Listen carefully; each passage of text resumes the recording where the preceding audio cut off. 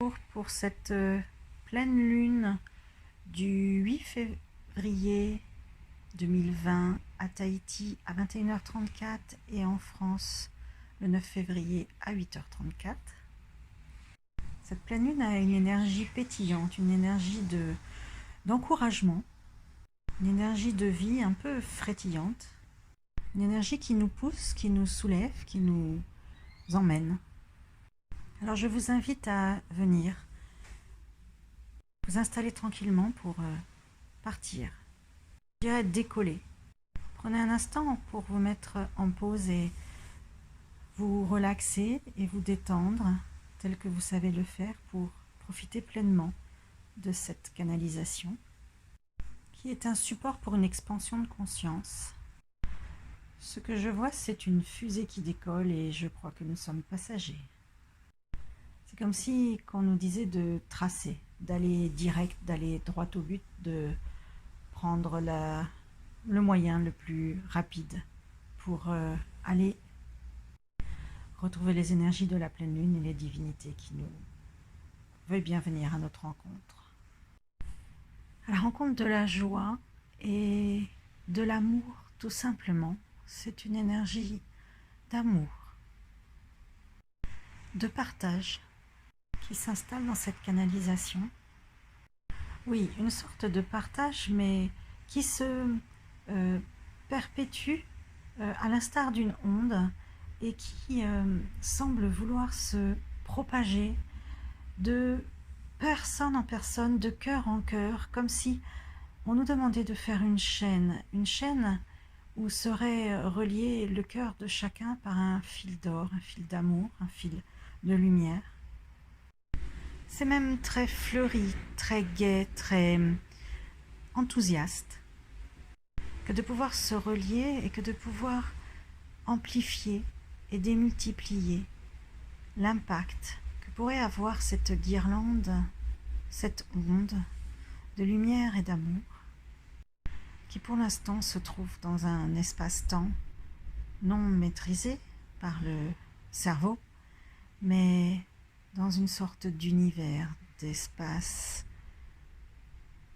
rempli de soutien, de réconfort, comme un espace d'accueil pour mieux donner. La vibration maintenant s'installe sur cette onde que nous venons de créer, une vibration comme une impulsion qui vient modifier la fréquence, mais qui la rend plus puissante, plus impactante, énergétisante, plus grande. Et puis il y a une sorte d'écho qui revient. Alors il y a un brouillon, un mélange de plein d'ondes et d'interconnexion, de désir, d'envie de projeter et de donner. Comme si c'était un brouillon qui n'était pas encore à l'unisson. Comme si une quantité d'efforts se superposait et proposait un capharnaüm d'amour. Peut-être aussi est-ce une diversité qui vient se proposer pour que chacun puisse y puiser la bonne fréquence, le bon réglage.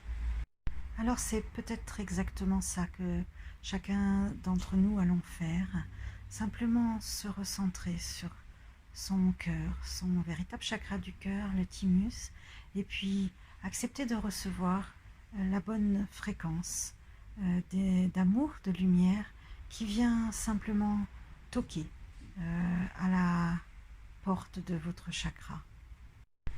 Comme si votre poitrine était un transformateur et qu'il vous revenait de l'accueillir, de recevoir et puis d'en faire ce qui est juste pour vous.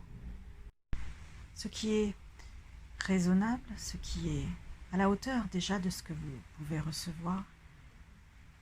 Ce qui va être judicieux, c'est de le démultiplier maintenant avec votre chakra du cœur pour le diffuser déjà dans votre corps, déjà dans vos membres, dans vos cellules, comme si vous vous permettez là maintenant de ressentir.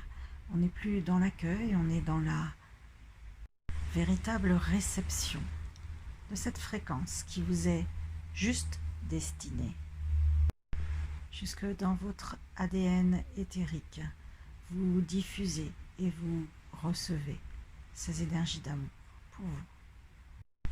Bien sûr, elles viennent nourrir, elles viennent renforcer chacun de vos projets les plus profonds, les plus secrets, chacune de vos idées, chaque perception,